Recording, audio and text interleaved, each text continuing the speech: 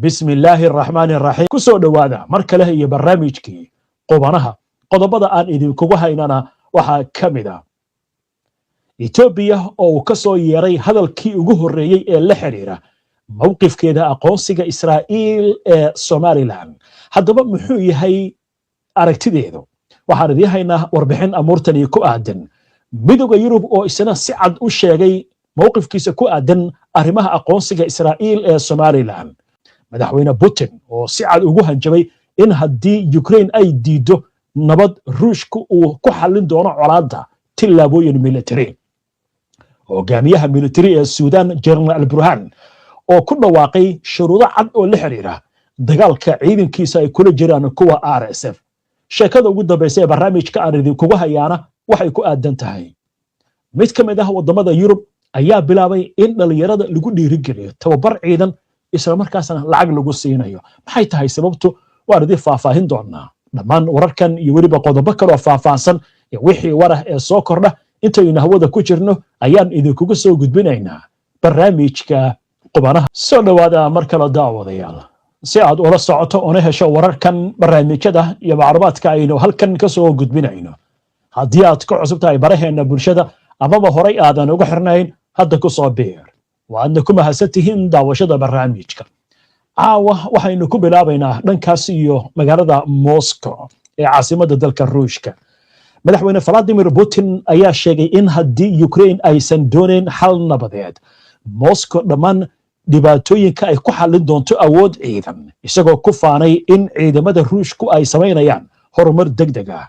waxaana uu ka hadlay ama hadalkan uu ka jeediyey xarunta talis military Putin waxa uu sheegay in wadamada reer galbeedka qaarkood ay kula talinayaan Kiev inay aqbasho shuruudo macquul ah si dagaalka loo soo afjaro balse wuxuu ku eedeeyay hoggaanka Kiev inuusan si degdeg ah u doonayn xal nabadeed Putin ayaa ku adkaystay sheekada Ruushka ee ah in dagaalka uu ka dhashay xaaladii siyaasadeed ee Ukraine ka dhacday isagoo sheegay in Moscow horey ugu baaqday Kiev in dadka Donbas ay siiso xaq sharci ah oo ay ka tashiya ha yeeshee Ukraine ay dooratay jidka dagaalka waxay taasi ku daray in Ruushku uu hadda isku dayayo inuu soo afjaro dagaalka Kiev ay bilowday wuxuuna ku andacooday in howlgal military uusan dhici lahayn haddii Ukraine ay dhageysan lahayd dalabaadka Moscow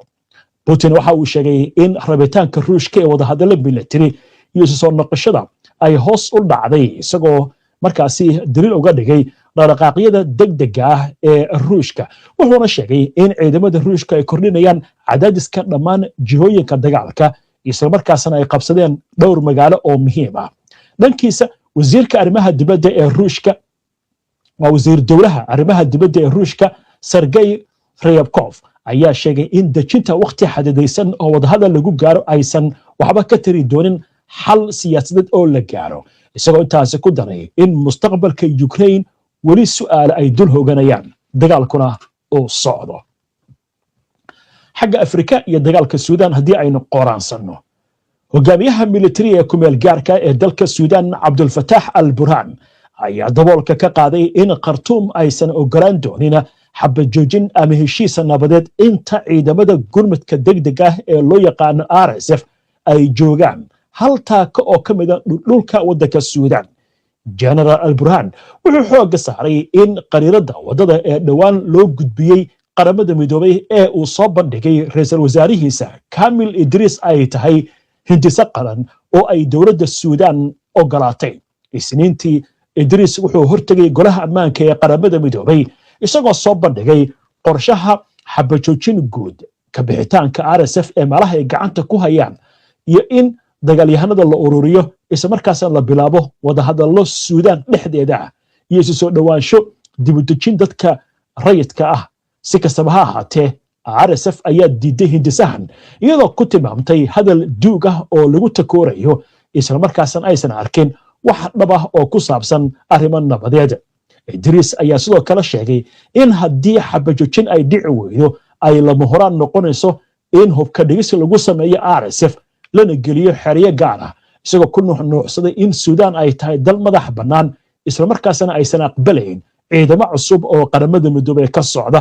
wuxuu sheegay in hindisuhu inuu caddaynayo in dowladda suudaan u ololeynayso nabad halkii dagaal laga sii wadi lahaa. suudaan ayaa tan iyo bishii abriil 2023 waxa ay ku jirtay dagaal u dhexeeya militariga dowladda iyo kuwa RSF, waxaana la sheegay dagaaladaasi in ay sababeen dhimasho iyo dhaawaca kumanayaal qof, halka 13 milyan oo qofna ay ku barakaceen colaadaha waddanka suudaan. haddaba arrinta suudaan ayaa waxay markaa u muuqanaysaa inay ka sii darayso maalinta ka dambaysa. hindisihii nabadda ee ay soo bandhigeen mas-uuliyiinta Khartoum, ganafka ay ku dhuftay hogaamiyaha militariga ee waddanka suudaan waa hogaamiyaha RSF, isagoo diidan in gebi ahaanba ay hub ka dhigaan, xabadana ay joojiyaan. waxaana tani ay ku soo aadaysaa iyadoo RSF dhul ballaaran oo ku yaala Kordofan iyo weliba Darfur ay gacanta ku dhigeen. waa hagaag,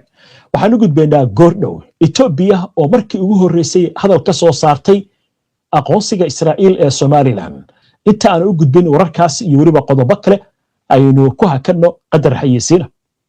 hoyga barashada diinta ee xifdul qur'aan online maadooyinka lagu barto waxaa ka mid ah quraanka kariimka, higaada, axaadiista, ducooyinka, tarbiyadda asaasiga ah ee ilmaha, tafsiirka quraanka iyo qaybaha kale ee culumta shareecada. waxaadna helaysaa 24 saacba 5 maalmood oo ka mid ah isbuuca. dugsigu waxa uu bixinayaa caddayn waxbarasho oo aqoonsi leh ama shahaado. faahfaahin dheeriya la xiriir WhatsApp-ka +252 633 145 153. wargelin muhiim ah, ma doonaysaa in laga cimriyo waalidiintaada oo dhintay ama sariiryaal ah? wax ka yar $300 ayaa lagaga cumraynayaa waalidkaaga. shirkadda Altaqwa ayaa kuu samaysay qiimo dhimis. waxaa lagu soo duubayaa muuqaallo ku saabsan qaabka cumrada ay u dhacday. haddaba wixii faahfaahin kala xiriir shirkadda Altaqwa Hajj and Umrah nambarka shaashada kaaga muuqda. internet plus waa adeeg ay macaamiishu ka heli karaan internet fiber ah oo xawaarihiisu yahay 20 megabytes per second. ayna la socdaan rasiifar ay ku jiraan in ka badan 4,000 oo kanaal iyo boqolaal daqiiqado oo ah ku hadal bilaash ah. soo dhawaada mar kale daawadayaal, weli waxaad la socotaan barnaamijkii qubanaha oo toos idinkaga imaanaya istuudiyaha iyaga koowaad. barnaamijyadeena waxaad ka heli kartaan bogagga bulshada ee internetka sida YouTube-ka, Facebook-ka, Twitter-ka iyo Telegram-ka. warbixino qoraal ah, warar, faallooyin iyo macluumaadyo kale waxaad ka heli kartaan bogga internetka